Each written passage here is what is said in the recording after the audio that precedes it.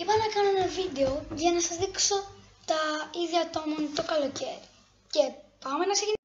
Το πρώτο είδος, το πιο απλό, είναι αυτός ή αυτή που όλο το καλοκαίρι θα είναι με ένα κινητό στα μάτια. Ακόμα και αν του λες να πάει στη θάλασσα να κάνει μπάνιο, αυτός δεν θα ξεκουράσει.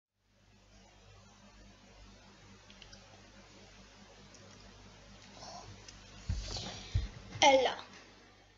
Θάλασσα, ούτε καν. Έχω να...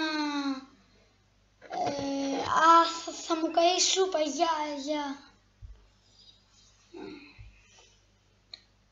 Το νούμερο 2 είναι πάλι από τα κλασικά.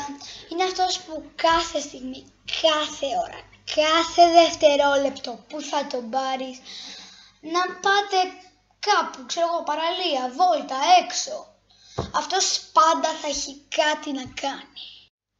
Λέω να πάρω το Βασίλη να βγούμε.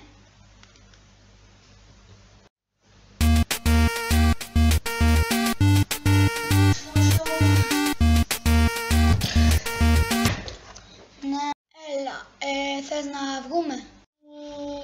Δυστυχώς τώρα θα ταΐσω τη γάτα μου, οπότε άλλη φορά, εντάξει? Εντάξει. Γεια. Και τελευταίο είδος, ο τυπάκος που ας πούμε λες ένα αστείο και γελάει για κάνα μισάωρο, κάθεται και γελάει, εσύ έχεις φύγει, δεν τον νοιάζει. Απλά δείτε, θα καταλάβει. Και έπεσε.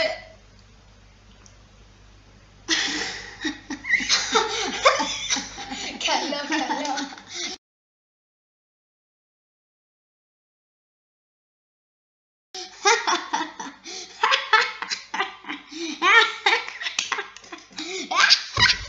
Τέλος πάντων guys, αυτό είναι το βίντεο. Αν σας άρεσε κάντε ένα like και ένα subscribe στο κανάλι μου για περισσότερα τέτοια.